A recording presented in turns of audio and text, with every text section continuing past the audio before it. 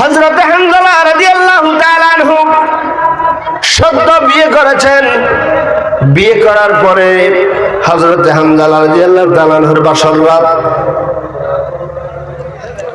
রাত্রটা শেষ হয়ে গেল। শেষ রাত্র, ভোর রাত্র, ফজরের আগাম দিয়া, ফজরের সময় নিকটবর্তী, সুবহ সাদিকের সময় কে যেন রাস্তা দিয়া যায় আর ডাক দিয়া যায়, কে আছো গো? আল্লাহর হাবিব জিহাদের ময়দানে ডাক দিয়েছেন, তাড়াতাড়ি চলো। কে আছো? কে আছো? জিহাদের ময়দানে আল্লাহর নবী ডাক দিয়েছেন, তাড়াতাড়ি আসো, তাড়াতাড়ি আসো। হযরত হানজালা রাদিয়াল্লাহু তাআলা আনহু তিনি একজন নবী প্রেমিক ছিলেন, তিনি একজন আশিকে রাসূল ছিলেন। নবীর ভালোবাসা তার অন্তরের মধ্যে ছিল। আল্লাহু আকবার বলেন। হানজালা রাদিয়াল্লাহু তাআলা আনহু আওয়াজটা শুনে আর স্থির থাকতে পারে নাই, আর স্থির থাকতে পারে নাই। তাড়াতাড়ি করে দৌড়াইয়া দৌড়াইয়া দৌড়াইয়া জিহাদের ময়দানে গিয়া হাজির হয়ে গেছে। রে ভাইরা আমার, বন্ধুরা আমার, আল্লাহর নবী ডাক দিয়েছেন, রে আমার সাহাবীরা, জিহাদ করা লাগবে, যুদ্ধে যাওয়া লাগবে। উহুদের ময়দানে কাফের বেঈমানরা হাজির, মুসলমানদেরকে সমবেত হওয়া লাগবে।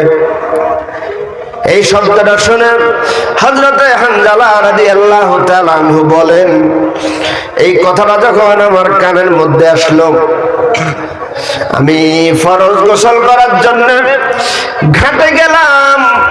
ঘাটে গিয়ে আমি ফরজ গোসল করব, প্রস্তুতি নিচ্ছি, প্রস্তুতি নিচ্ছি, প্রস্তুতি নিচ্ছি। এমন সময় যখন আমার কানের মধ্যে আওয়াজ আসলো, ওই আওয়াজটা শুনে আমি হানজালা এত বেহাল হয়ে যাই, এত বেকুল হয়ে যাই, এত ব্যস্ত হয়ে যাই, এত পাগল হয়ে যাই, আমি হানজালা গোসলের কথা ভুলে যাই। কিসের কথা বলে যাই? গোসলের কথা। আর আমরা হইলে কি করতাম?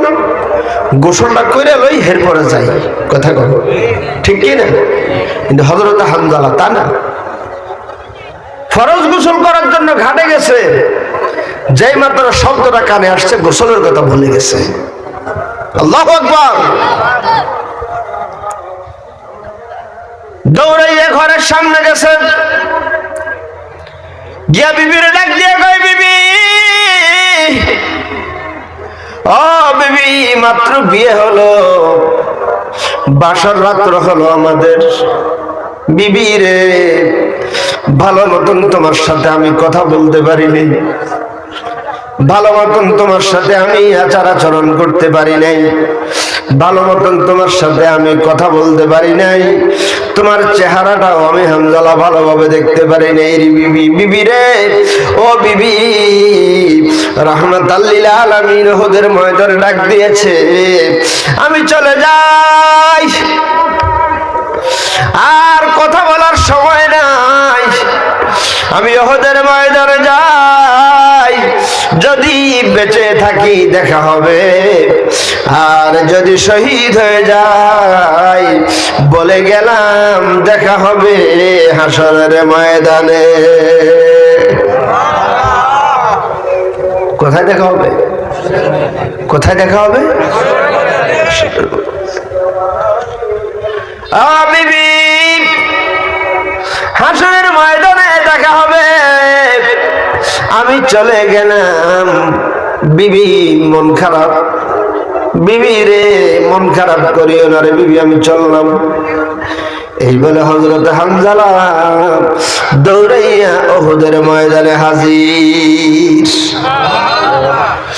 যুদ্ধ শুরু হয়ে গেল,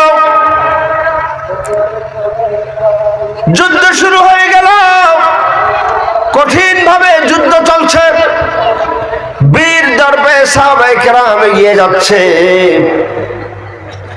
যুদ্ধ করতে করতে করতে করতে এক পর্যায়ে আল্লাহর হাবিব আঘাতপ্রাপ্ত হয়ে গেলেন।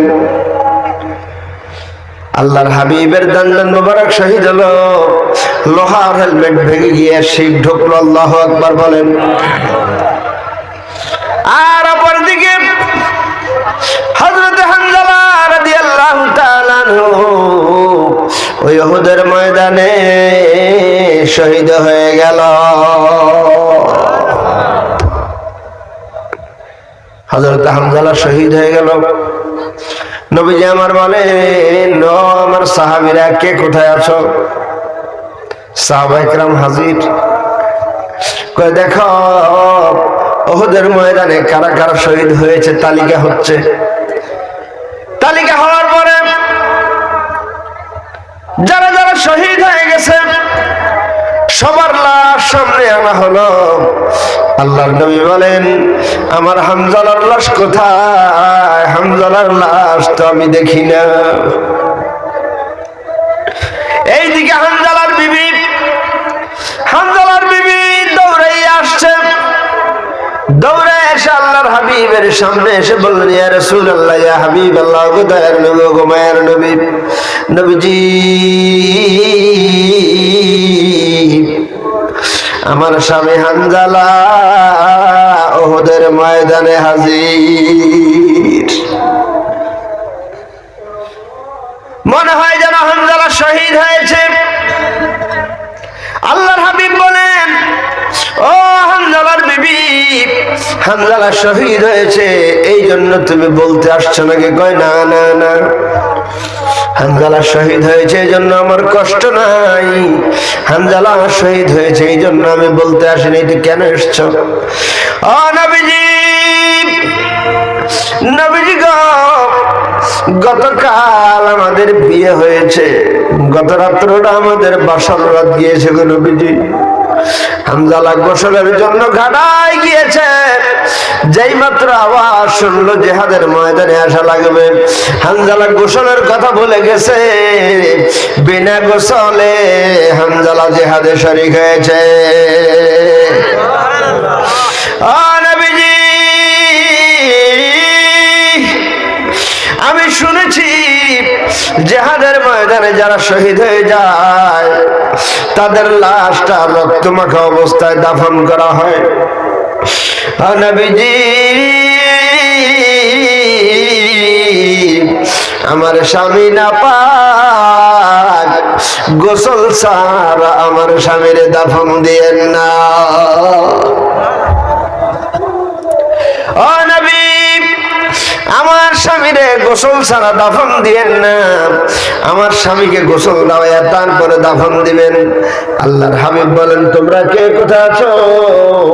হামজালার লাশটা খুঁজে বের করো, তাড়াতাড়ি করে হামজালার লাশটা দাফন দেওয়া লাগবে।